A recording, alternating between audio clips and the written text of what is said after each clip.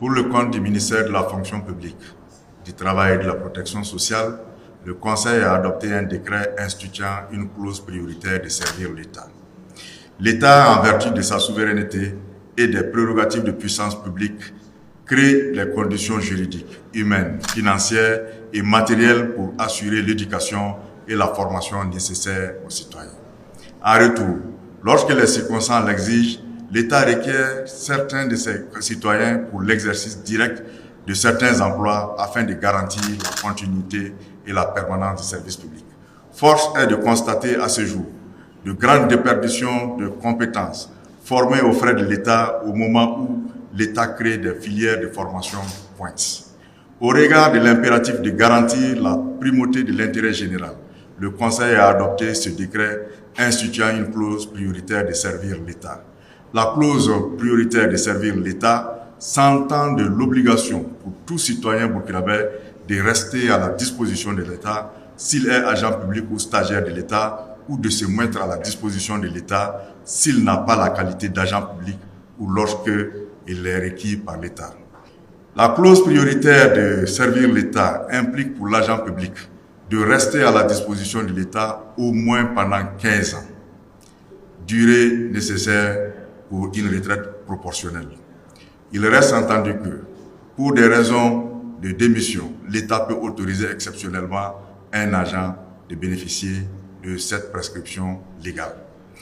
Il reste également entendu qu'au regard de la spécificité, l'État peut, en plus des 15 années prescrites, autoriser un autre engagement quinquennal ou décennal avec un agent qu'il place en position de stage.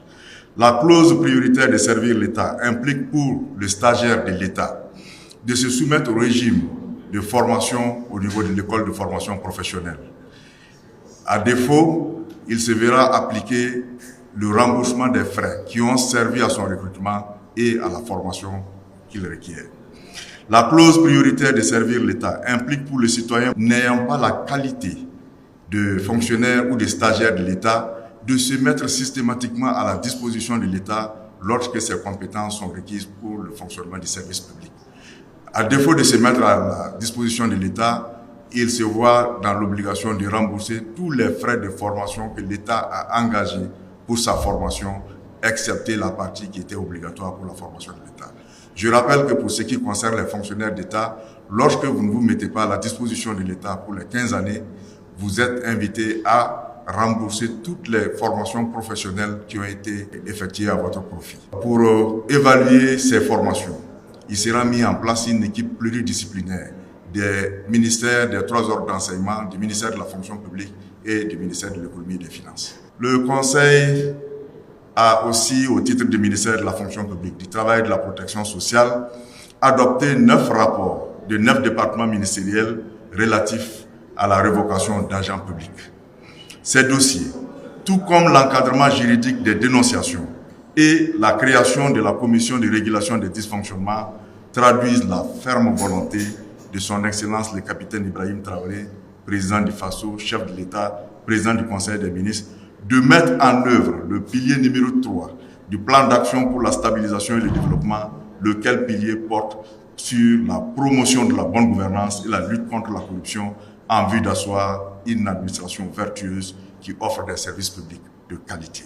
Le contrôle de présence des diplômes et titres ayant servi au recrutement ou à la promotion d'agents publics qu'il a instruit à cet effet et qui est conduit par la Commission de régulation des dysfonctionnements et le ministère de la fonction publique, du travail et de la protection sociale, a déjà abouti à des cas avérés de diplômes non authentiques. Toutes les procédures ayant été déroulées, le Conseil a procédé à la révocation de 21 agents publics de 9 départements ministériels et au retrait des décorations pour faire des services publics dont ils ont bénéficié. Ainsi sont révoqués de la fonction publique les agents publics dont les noms suivent. Au titre du ministère de l'administration territoriale et de la mobilité, Madame Idogo Dayamba Binta, matricule 326 709Y, agent du bureau. Au titre du ministère de l'Agriculture et des Ressources animales et halieutiques, M.